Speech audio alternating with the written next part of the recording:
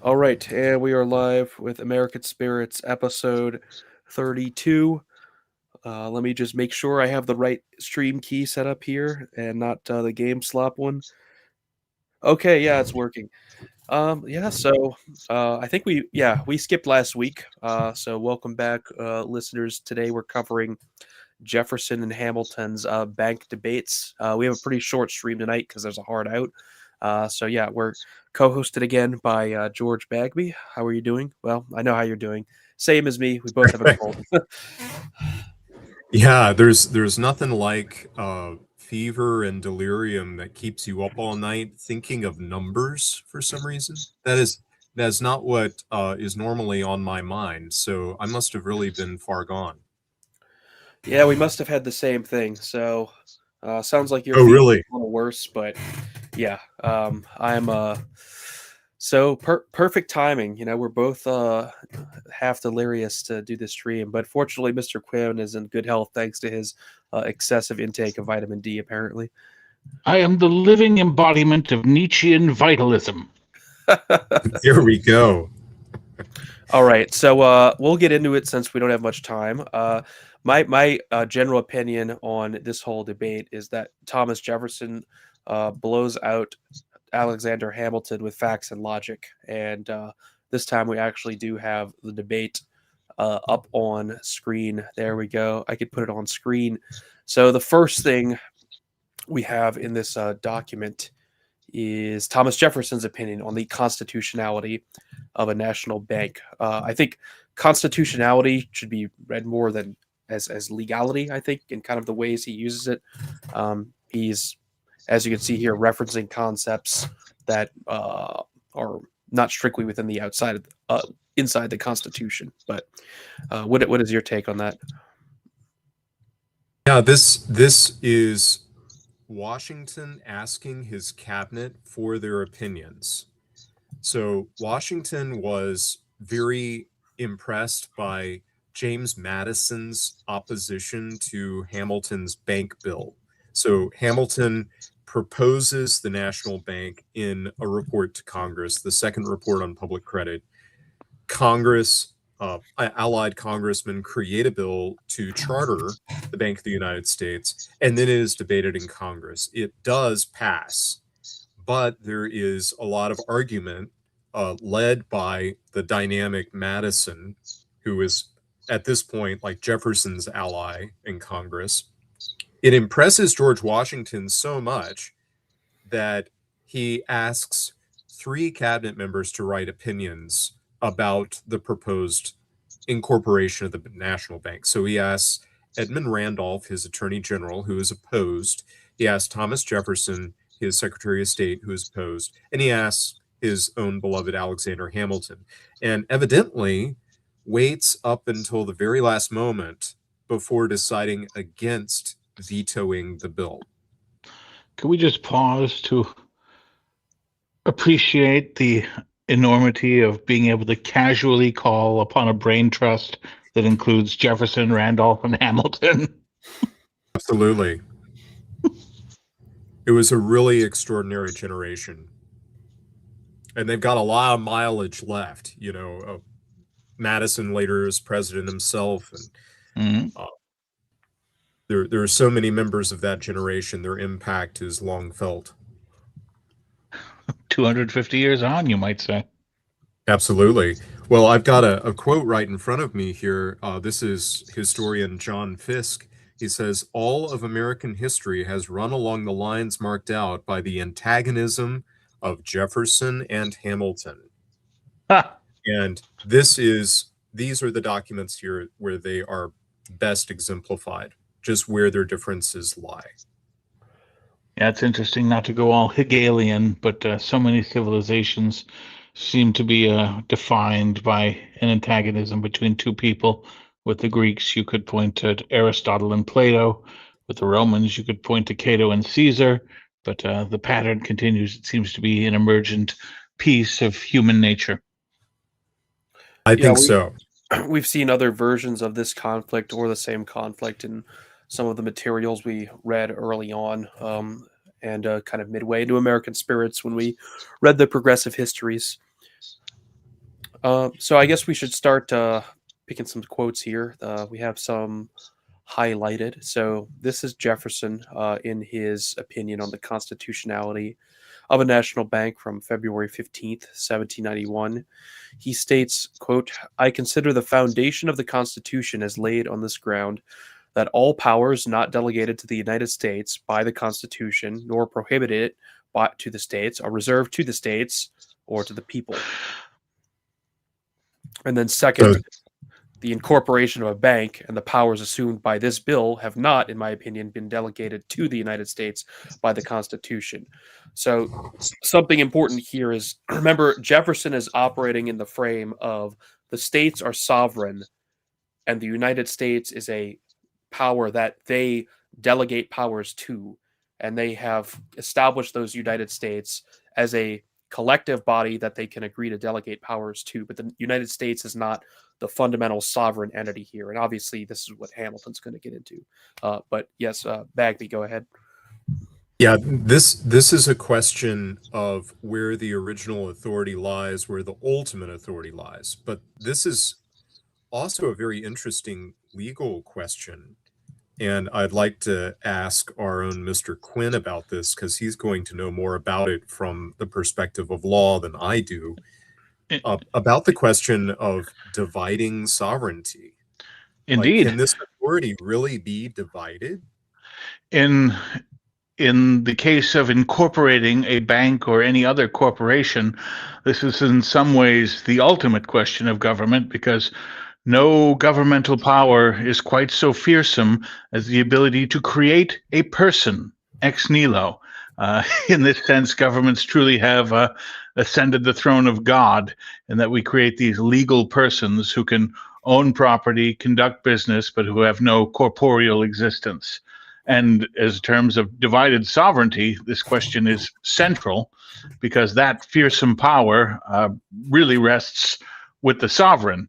And the way that it is shaken out today is that we have divided it. Each of the 50 states have the power to incorporate corporations, and the federal government, of course, ends up getting that power.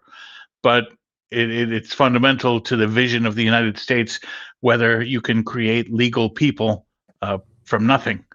And in this instance, Hamilton's going to give a strong defense of why the federal government should be able to do that.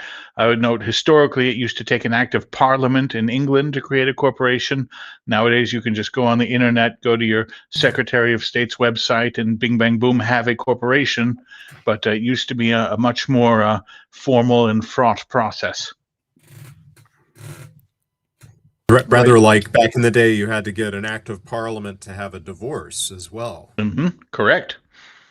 That's a good point. So it's important to keep this debate framed with that in mind, that back at this time, the creation of a corporation, similar to how, colonial charters were given to some of the colonies, right? We covered that in our earlier streams. Like, this is a major deal to simply be able to create a corporation. It's not like today where, everyone has an LLC, right?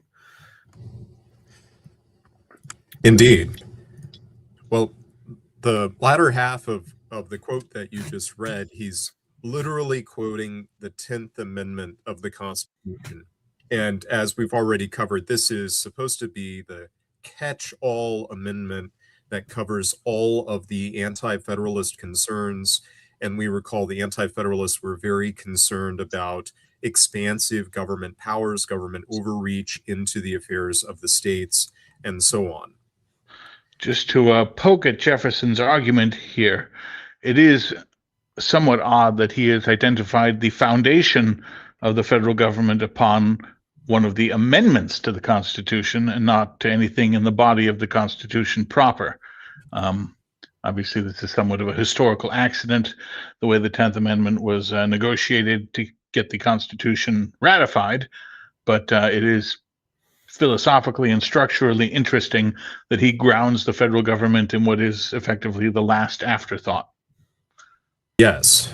I think he does a better job of this in the 1798 Kentucky Resolution, which we'll get covered in due time here, but he he better frames his reference there. The states created an agent for special purposes. That is the federal government. The Constitution is the charter that defines the limits of that newly created federal authority. And because it is supposed to strictly define those powers and not let them do whatever they see to be in their own best interests, it is very important to maintain that strict definition of those powers. So I think that he is less clear about that here. I think that he more powerfully states it later when the Jeffersonians they have left the administration in the Adams regime, and they are organizing the state powers on the state level to oppose federal policy. So we see a shift out of the Washington administration. Both Jefferson and Hamilton both leave the Washington administration at the end, and they go back to their respective states and organize there. Jefferson, particularly, to organize the states to oppose the federal government. And that's what the Virginia and Kentucky resolutions do, opposition to the Alien and the Sedition Acts of 98. Well, let's go on with Jefferson's argument here. Yes. Yes. So, as we referenced earlier, right, the 10th Amendment is an amendment, a change to the Constitution. But maybe, one of you might have an answer to this, but once amended, it's functionally changing the original text in a sense, right? That's what the amendment is doing, which once that amendment is done, then that is superior to all other law and in standing with everything else in the Constitution. So regardless of whether or not it's an amendment or not, it would have to be treated as much as part of the fundamentals of the Constitution as anything else, right?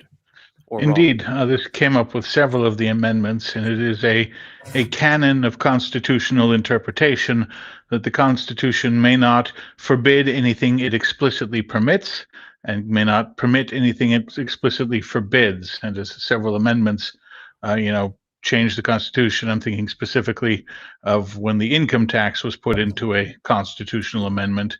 The rest of the Constitution's interpretation changed because of that change in the language. Very good. Anyway, so keeping that in mind, and keeping in mind too, what we're talking about here is the creation of a bank, right? Specifically, a bill to create a national bank. So Jefferson's argument's number one, that the creation of this bank is not among the powers specifically enumerated. A power to lay taxes for the purpose of paying debts to the United States is given. No debts paid by the bill, nor any tax laid. Right, so the bill is not paying off a debt, and it's not levying a tax. It's creating a bank. 2, to borrow money, but this bill neither borrows money nor ensures the borrowing it.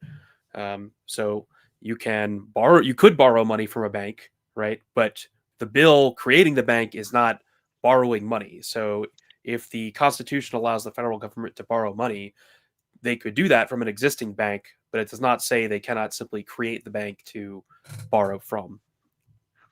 And we can go in more detail on any of these if you want. I'm kind of trying to save us time here, but 3, to regulate commerce with foreign nations and among the states and with the Indian tribes. Everyone's familiar with this line, hopefully, in the Constitution. And as he says, to erect a bank and regulate commerce are very different acts. He who erects a bank creates a subject of commerce in its bills, and so does he who makes a bushel of wheat or digs a dollar out of the mines, yet neither of these persons regulates commerce thereby. To make a thing which may be bought and sold is not to prescribe regulations for buying and selling. Fairly straightforward as well. Yep. But Mr. Jefferson, it says right at the beginning of the Constitution that Congress has the power to promote the general welfare. Doesn't a bank fall under that? And we remember the Anti-Federalists had, just previous to this, identified that as a very difficult clause. That it was done in the name of the people generally. We, the people of the United States, in order to form a more perfect union, and so on. And you remember Patrick Henry specifically identified that as a root problem in the presentation of the Constitution, which I think is why Jefferson relied on the more anti-federalist bent of the 10th Amendment in the origin of his argument. Indeed, when you consider the Constitution as a product not of the American states, but of the American people, decided upon by the body of the people in their several conventions, as opposed to an act of the states, you get the opposite Hamiltonian view of the federal government, which we'll discuss when we get there. But it's important to recognize these two different theories of the genesis of the federal government inform the powers that are appropriate to it. And this is what the historian Fisk is delineating in the quote that I opened with. It is the basic difference between the national construction of the Constitution, as we see in Hamilton. The Constitution's authority rests with the American people in the aggregate, versus the Jeffersonian states federal view of the Constitution, and that it is an anomaly that we continue to use the term federal to describe our system when the rights of the states have been abrogated to such a degree. But Jefferson's point is that the authorities of the federal government originate in the powers of the states and the sovereignty of the states. They have delegated special authorities to the federal power. And this is a tension which is much, much older than the American Republic. The founders based our constitutional system very heavily on the Roman Republic, and the Roman Republic had the same thing going on. In the early days of the Republic, the Romans would vote in tribes. They were each divided up into tribes, and the tribes would vote in order. And being from one of the first tribes made you more influential from one of the last tribes, because they'd vote in order, and as soon as they got a majority, the voting would stop. This became a big issue after the Social War, when the Italians won Roman citizenship, essentially, and there was a big fight over whether these Italians were going to be distributed amongst the existing tribes or shoved into new tribes, and that's what the Romans ended up doing. They created 4 extra tribes and then shoved hundreds of thousands of Italians into them, effectively giving them no influence whatsoever to preserve this unitary aspect of Rome. So this is not new. Let's go back to our own Constitution here really quick. So as Jefferson's pointing out, with the welfare clause, I'm sure everyone has heard reference to the welfare clause before, and obviously it is a clause. It's not a full sentence on its own part, right? It's a clause within the delegation of the power to collect taxes, duties, imposts, and excises, as the Constitution says, to pay the debts and provide for the common defense and general welfare. So as Jefferson points out, the welfare clause does not mean do anything. It's the general welfare is provided for through the collection of taxes, and that's it. The government is not given carte blanche to do literally anything for the general welfare. And if we scroll down to the next highlighted quote, Jefferson is going to score a major point here, legally speaking. Yeah, do you want to read it? Sure. I'm going to start a little earlier just so we have context. They are not to lay taxes ad libitum for any purpose they please, but only to pay the debts or provide for the general welfare of the Union. In like manner, they are not to do anything they please to provide for the general welfare, but only to lay taxes for that purpose. To consider the latter phrase as describing the purpose, not as describing the purpose of the first, but as giving a distinct and independent power to any act they please, which might be for the good of the Union, would render all of the preceding and subsequent enumerations of power completely useless. And legally speaking, Jefferson is absolutely correct here. Another canon of statutory interpretation is the rule against surplusage. If a law is ambiguous, you interpret it in a way that renders the rest of the law intelligible. You do not interpret it in such a way as that makes the rest of the law powerless or useless. So if you've got, this power to do anything they please for the general welfare, then all the other enumerations don't need to be there. I mean, you could stop there and the law would make sense. But the fact that the Constitution continues on for 3 more articles, indicates that that is the incorrect interpretation of the language, because reading it in the Hamiltonian way would render the rest of the Constitution mere surplusage. Returning to the quote. It would reduce the whole instrument to a single phrase, that of instituting a Congress with the power to do whatever would be good for the good of the United States. And as they would be the sole judges of the good or evil, it would also be a power to do whatever evil they please. All right. Well, it's a very powerful argument. Indeed. They define their own powers. And this is the great fear of the anti-federalists, of course. This was the source of most of their arguments. And now we see it realized in the very first presidential administration in Hamilton's proposals. So it's important to note here, Hamilton and his broad reading of the federal powers is opening the doors to great centralized power. It effectively makes the federal government the overruling sovereign of all of the states and leads directly to the striking down of state laws, as we will see in subsequent shows here.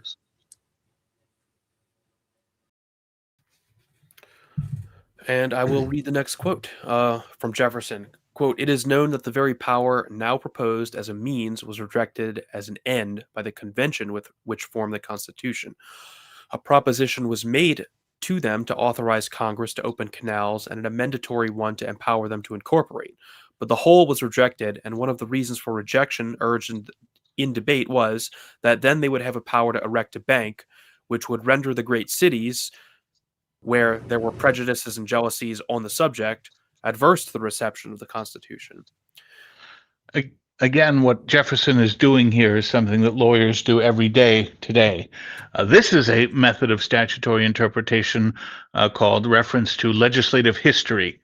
Nowadays, when a law that Congress passes is ambiguous, judges will look at the committee notes and the debates on the floor to see what was actually being said when the law was being passed. And Jefferson's doing the same thing here. He's going to what was said during the convention and then using that to shine a light on what the language actually means. So again, this is a very old and august lawyer's trick.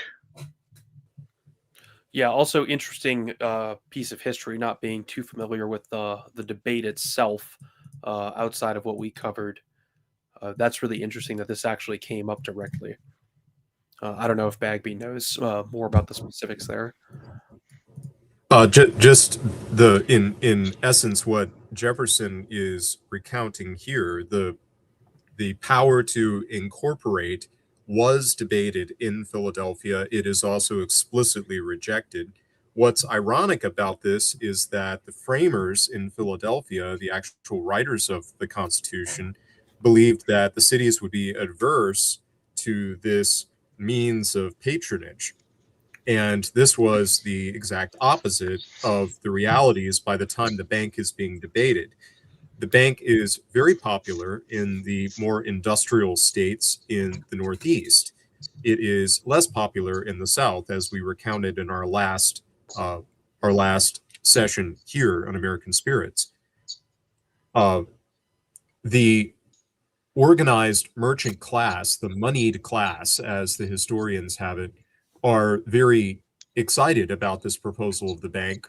And this is partly because of the disorganization of American finances that Hamilton is set in organizing, in backstopping. He wants to regulate American finance. And there are plausible reasons for this that we will go into in greater depth in future episodes. Now, this part is interesting as well, because the second, as he mentions, the second general phrase is to make all laws necessary and proper for carrying into execution the enumerated powers. So, given the enumerated powers in the Constitution, most of them in Section 8 of Article 1, he says a bank is not necessary and consequently not authorized by this phrase. If it has been urged that a bank will give great facility or convenience in the collection of taxes. That must supposed to be it. It has been urged that a bank will give great facility or convenience in the collection of taxes. Suppose this were true, yet the Constitution allows only the means which are necessary, not those which are merely convenient for effecting the enumerated powers. If such a latitude of construction be allowed to this phrase as to give any non-enumerated power, it will go to everyone, for there is not one ingenuity which may not torture into a convenience in some instance or other to some one, so long a list of enumerated powers. It would swallow up all the delegated powers and reduce the whole to one power, as before observed. Therefore, it was that the Constitution restrained them to the necessary means. Yeah, this one I'm a little less persuaded by with Jefferson, because just as you can torture convenience into virtually anything, you can also torture almost anything out of necessary. If you can come up with some convoluted way to do something that's incredibly inconvenient, does that really bind the government to use that way rather than the way that makes sense? So here, I think Jefferson is, not at his full powers of persuasion. Definitely. I was also least persuaded by this component. There are certainly arguments here for the necessity of a bank in the enumerated powers, and it's a nice rhetorical trick he does here, but this is not sufficient, I think, to completely win that argument. And obviously, he does go on in parts we're not going to quote explicitly, but yeah, that is the most difficult thing he needs to overcome. All right, we have like 25 minutes left, so we should get to Hamilton, I think, now, unless there's any other comments on Jefferson. Okay, so let's see. So that was on February 15th. Hamilton is now responding with his own opinion as the Secretary of the Treasury on the 23rd of February, so like basically a week later. And let's see. So the first thing we have quoted from Hamilton, that principles of construction like those espoused by the Secretary of State and Attorney General would be fatal to the just and indispensable authority of the United States. The objections of the Secretary of State and the Attorney General are founded on a general denial of the authority of the United States to erect corporations. This general principle is inherent in the very definition of government and essential to every step of progress to be made by that of the United States, namely that every power vested in a government is in its nature sovereign, and includes by force of the term a right to employ all the means requisite and fairly applicable to the attainment of the ends of such power, and which are not precluded by restrictions and exceptions specified in the Constitution, or not immoral or not contrary to the essential ends of political society. Right. So Hamilton calls the question here, is the federal government sovereign or are the states sovereign? But then in calling the question, he's admitting that sovereignty, if it exists in the federal government, is restricted.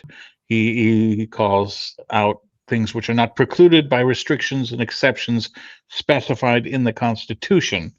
But the problem with that is that sovereignty by its nature is unfettered. It's not restricted. So if he's going to argue that sovereignty sits in the federal government, then these exceptions should not apply. The only way these exceptions make sense is if sovereignty is rested somewhere other than the federal government. Correct. That was basically my takeaway as well in terms of not being persuaded by this argument. Obviously, we have the advantage of a few hundred years in reading some Italian elite theorists and Carl Schmitt and whatnot in particular. So there's a bit of an advantage there, perhaps. But yeah, the concept that sovereignty if the sovereignty is restricted, it means the thing restricting it is the sovereign, right?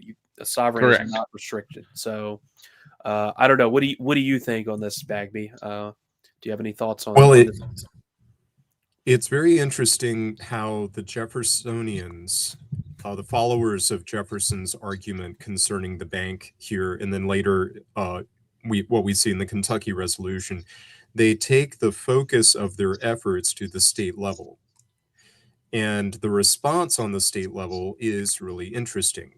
So we see several batches of legislation on the state level, both before and after the relevant Supreme Court cases, to outlaw Hamilton's reading of the Constitution to establish the corporation in the confines of the state. So Maryland memorably outlaws the Bank of the United States, and this is, well, effectively outlaws it. They tax it into non-existence. So it's a tax power, a power to destroy the institution, as John Marshall says. So this is the focus of the Jeffersonian effort from this point, to encourage the states to be the final deciders of that authority in their own limits. And of course, if enough of the states band together on the point, they can prohibit this broad reading of federal power in their states. But this is essentially a rear guard action, the power of state nullification of federal law, and is the basic result of Jefferson's failure in this particular argument about the opinion on the bank. Indeed, when it calls to mind the famous revolutionary cartoon of the snake chopped up, join or die. These states in their rearguard action, as you say, are chopped up, and they're trying to individually nullify the actions of the whole, and ended up being futile in that endeavor. This has greater development later on with the likes of John C. Calhoun and his complex theory of the concurrent majority. And this was a means by which state nullification would be the ultimate check on constitutional construction, not the Supreme Court. So we see in that, as with the Kentucky Resolution and other examples, this Jeffersonian tradition of state interposition, that the states do retain sovereign powers, they are reserved, and that they do have a role in checking federal overreach. But Hamilton's point is that sovereignty is not divisible, and this is an interesting one, that the power to erect corporations is an essential aspect of sovereignty. Does that strike you, Mr. Quinn, as a correct reading? Well, it's interesting that you say Hamilton makes the point that sovereignty is not divisible, and yet he tries to escape the implications of that position in our next quote here, where he says, "The circumstance of the powers of sovereignty are in this country divided between the national and state governments does not afford the distinction required. It does not follow from this that each portion of the powers delegated to one or the other is not sovereign with regard to its proper objects. It will only follow from it that each has sovereign power as to certain things, not as to other things. To deny that the government of the United States has sovereign power as to its declared purposes and trusts, because power does not extend to all cases, would be equally to deny that the state governments have sovereign power in any case, because their power does not extend to every case." So he's doing an interesting switcheroo here. He's simultaneously claiming that sovereignty is not divisible, and yet it is infinitely divisible within the geographic extent of the United States. What do you make of that, Mr. Bagby? It is a notoriously difficult needle to thread, and the Jeffersonians have a lot of problems with this too, because what we have in the American system is, according to the Jeffersonians at least, imperium et imperio. It is a power within a power. Mm-hmm. The states are powers inside of the power of the federal government, and their powers are going to be in conflict with one another, and there can only be one result. There will be a winner of the contest. The traditional way that you divide sovereignty is, of course, with borders. Sovereignty is present within a certain geography. The unique problem of the American system is you have this concurrent sovereignty within the same geography. And that is why it is so devilishly difficult to delineate the boundaries of sovereignty when these boundaries, just as a matter of physical fact, overlap. Now, Hamilton's argument here is far more sensible concerning the history than is Abraham Lincoln's reading. Abraham Lincoln goes to some detail in his first inaugural address, if you want to go and find it, where he claims the Union is older than the states and that the states are thus subject to the Union. That the Union actually predates the states, and he interprets the independence as a dissolution of the authority of the states. When, of course, the men of Hamilton's generation certainly would not have read it this way. They would have seen their own state organizations, their own state governments, in fact, as key, maybe the only influence that affects the independence of those states. So Hamilton does not try that, but we ought to make an allusion there to Lincoln and his very radical difference in interpretation of the origin of the Union.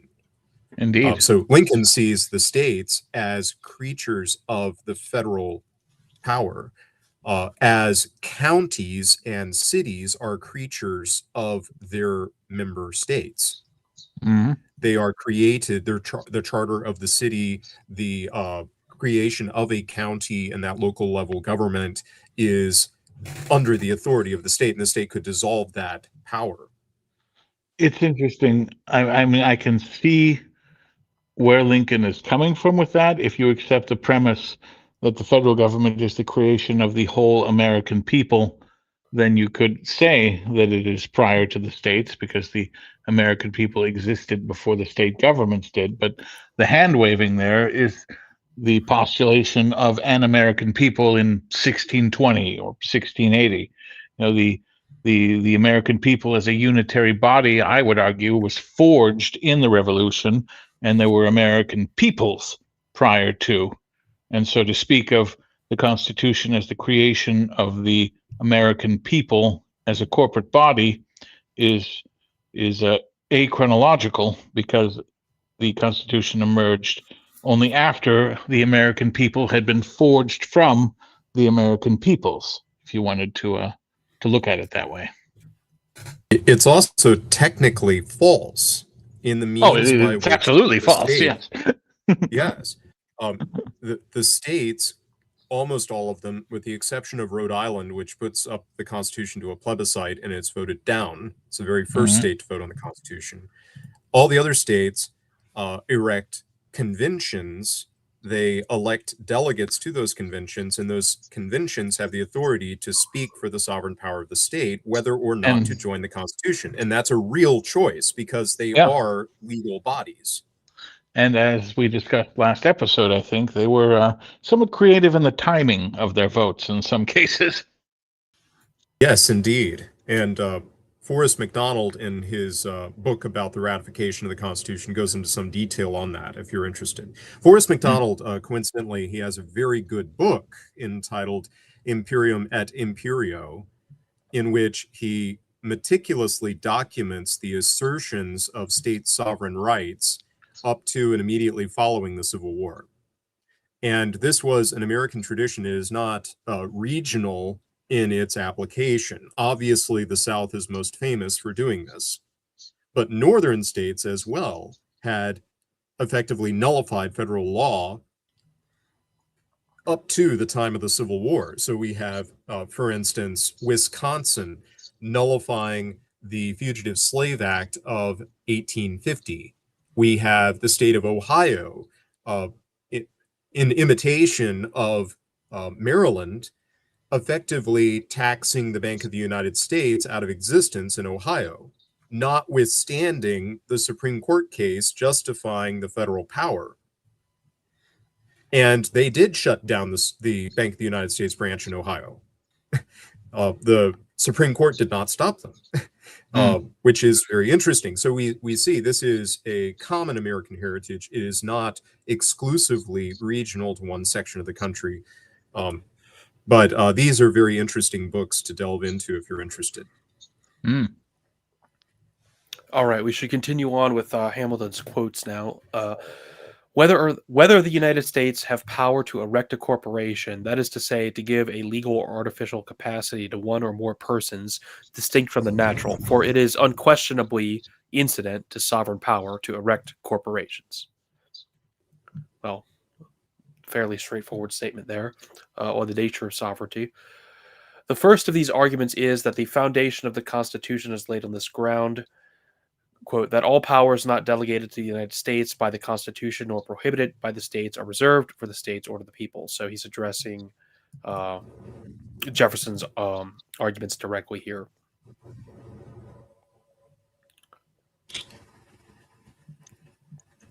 And then he continues, it is not denied that there are implied well as express powers, and the former are as effectually delegated as the latter. So this is really interesting because Hamilton is claiming that the delegated powers are not merely the explicitly delegated powers, but all of those that are implied along with them. And I suppose there is something to that, given the problems Jefferson was having dealing with that last part where of Section 8, where the Congress can make all laws necessary and proper for the execution of their powers. So does that, I suppose that implies additional powers. Although you could argue that does it imply a new power? I don't know. What do you think of that? Yeah, there's definite emanations and penumbra vibes in this part of the argument. But he Absolutely. he is dialing in on the weakness of Jefferson's argument, is that someone has to decide, what these powers mean, how wide they are, or how narrow.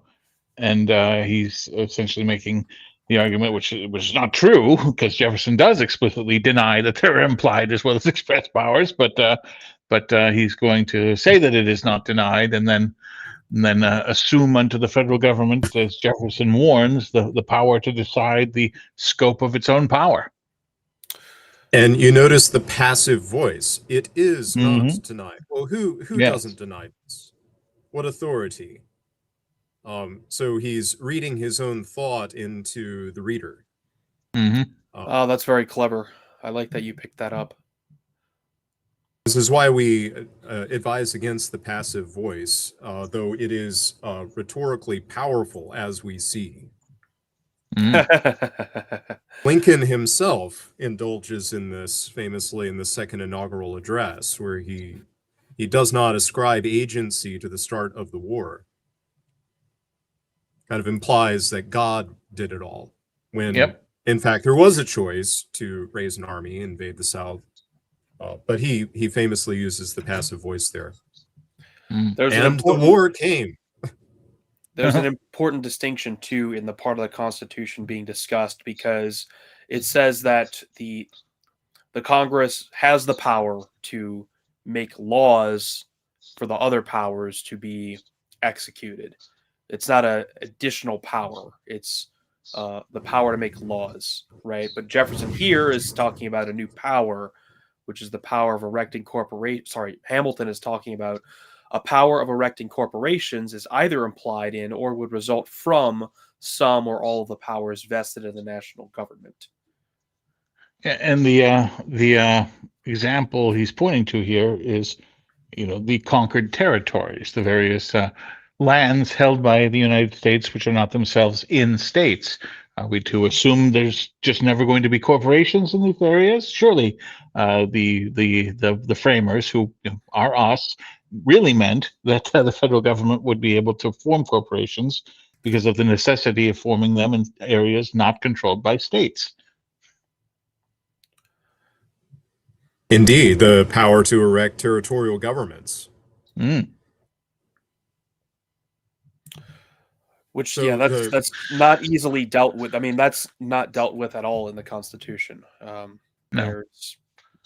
So that's sort of a wide, just sort of gaping maw Hamilton can exploit here that Jefferson has no textual response to. So this doctrine of implied powers is the fundamental thing here. And ultimately, Hamilton is using this to justify his interpretation, the famous broad construction of the Constitution, which we've been more or less operating under ever since. So from the very start, that the federal government has the power to do what it sees to be convenient. Because of the necessary and proper clause, because of the general welfare clause, and because the doctrine of implied powers. This is one of the reasons why Jefferson, in his opinion, specifically attacks that term convenience. He says that we may not give them the power to do whatever they find to be convenient, which is a power to do as much evil as it could be good. Well, we have 6 minutes remaining, so let's give Hamilton a fair hearing here and get through the rest of these quotes. He continues, all the arguments, therefore, against the constitutionality of the bill derived from the accidental existence of certain state banks, institutions which happen to exist today, and for aught that concerns the government of the United States may disappear tomorrow, must not only be rejected as fallacious, but must be viewed as a demonstrative that there is a radical source of error in the reasoning. The whole turn of the clause containing it indicates that it was the intent of the convention by that clause to give a liberal attitude to the exercise of the specified powers. The expressions have peculiar comprehensiveness. They are thought to make all laws necessary and proper for carrying into execution the foregoing powers. So Hamilton glosses over the surplusage argument that Jefferson made and said that it's clear the convention was giving a liberal attitude to Congress. It may be truly said of every government, as well as that of the United States, that it has only a right to pass such laws as are necessary and proper to accomplish the objects entrusted to it. For no government has a right to do merely what it pleases. Hence, by a process of reasoning similar to that of the Secretary of State, it might be proved that neither of the state governments has the right to incorporate a bank. It might be shown that all public business of the state could be performed without a bank, and inferring thence that it was unnecessary, it might be argued that it could not be done, because it is against the rule which has just been mentioned. A like mode of reasoning would prove that there was no power to incorporate the inhabitants of a town with a view to a more perfect police. For it is certain that an incorporation may be dispensed with, though it is better to have one. It is to be remembered that there is no express power in any state constitution to erect corporations. So again, Hamilton is keying in on the weakest part of Jefferson's argument and hitting him hard on this necessary and proper interpretation and kind of eliding the more substantive textual points that Jefferson brings up. And this was definitely what Jefferson had in mind with the tack of his argument. He was appealing to the local and regional interests, and like others in later times, famous Democrats, as Jefferson is famous in his heritage of the Democrat political party. Andrew Jackson famously abolishes the Bank of the United States, pays off the national debt, and reverts the financial power to local state chartered institutions. Later on, figures like Huey Long are prominent for proposing the return of the centers of economic power and influence to local centers, spheres of influence, centers of gravity, that the corporations that operate in a given state should be based in that state and not based in some distant place and traded on Wall Street. And so this is a very durable idea. But we see also Jefferson's weakness here. Jefferson was appealing to those local interests, counting on them to check the federal authority. Right, and what Hamilton's saying here about not being an express power in the state constitutions links up back to this sort of idea that not that one. That whatever, he says it in here somewhere, that it's just sort of understood that sovereign powers have the right to create corporations. Of course, So Hamilton does not note Indeed. that state constitutions don't have 10th Amendments. yes, that is also a good point. So that is the weakness of this argument, is that, okay, well, he's presenting the argument as if it's being argued from the Constitution, but the state has different constitutions. The state governments aren't limited like the national government is. I hate to interrupt, gentlemen. You may, of course, continue this. This is all very good, but I've got to run. Best No wishes problem. Thank you to very Thank much, you. Mr. Bagby. We will see you next week. All right. Well, Right, we'll well, just we have finish two off quotes here. remaining, so we can just finish these. This next one is important because this is where Hamilton discusses the nature of a corporation and what that power really means. To erect a corporation is to substitute a legal or artificial for a natural person, and where a number are concerned, to give them individuality. To that legal or artificial person once created, the common law of every state of itself enacts all those incidents and attributes which are represented as a prostration of the main pillars of their jurisprudence. It is certainly not accurate to say that the erection of a corporation is against those different heads of the state laws, because it is rather to create a kind of person or entity to which they are inapplicable, and to which the general rule of those laws assign a different regimen. The laws of alienage cannot apply to an artificial person because it can have no country. Those of descent cannot apply to it because it can have no heirs. Those of a sheet are foreign from it for the same reason. Those of forfeiture because it because it cannot commit a crime. Those of distribution because though it may be dissolved, it cannot die. Well, So this again, part's good to know. Keep yeah, that in mind. Hamilton is he's pointing out that a corporation, being an artificial person, is not subject to the same laws as natural persons because it doesn't have the attributes of a natural person. Is that And true? then, I mean, it's certainly not true that corporations cannot commit crimes, but I guess a corporation can't have heirs. Yeah, that's referencing all the way back to what Jefferson had at the beginning of his argument, which we didn't read, but here are his objections here. Indeed. All right, the final quote. The Secretary of State will not deny that whatever may have been the intention of the framers of the Constitution, who were, of course, all alive, and you could just ask, or of a law, that intention is to be sought for the instrument itself, according to the usual and established rules of construction. Nothing is more common than for laws to express and elect more or less than was intended. And if a power to erect a corporation in any case be deducible by fair inference from the whole or any part of the numerous provisions of the Constitution of the United States, arguments drawn from extrinsic circumstances regarding the intention of the convention must be rejected. So here Hamilton is saying, here he's addressing Jefferson's legislative history argument that the convention explicitly rejected giving the federal government the power to form corporations. He's saying that doesn't matter because laws, they always do more or less than they intend. And as long as we can come up with some cool argument on how you can imply the power you're looking for in the law, then you don't have to ask the people who are all still around what they intended. You can just reject that and go with your theory cell argument.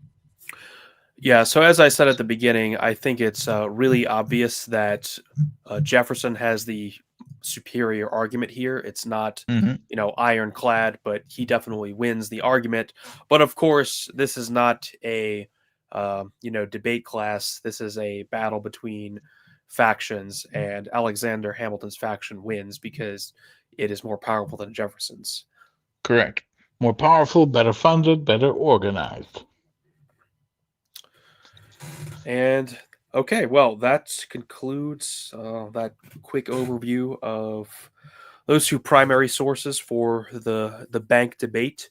Always cool to go back and review some of these foundational documents that get referenced all the time, but very rarely actually read. So Mm. I think looks like we hit the mark pretty well with what we had selected there. So yeah, thanks again to Mr. Bagby for coming on to help elucidate this for us. For your contributions, Mr. Quinn, and yeah, anything before we stop? I don't believe Oh, so. Just yes, go I ahead. do want to acknowledge. Yeah, okay. Actually, Don Browning sent us $7 in entropy. She That's sent where I us was going. Yes. three. always acknowledge Don Browning. Let's see. Did we get any normal super chats? I did notice in the entropy thing that Jay Ford had sent us 100 USD, and he said, "Good evening, we will win." That was already in there. Goodness me. But just making sure in case that was not acknowledged for whenever he had sent that, we definitely appreciate that donation. Which Thank you, Mr. Ford. We will win indeed. yeah, so thanks Don Browning, of course, and Yiz for sending your people over, and we'll see you next week for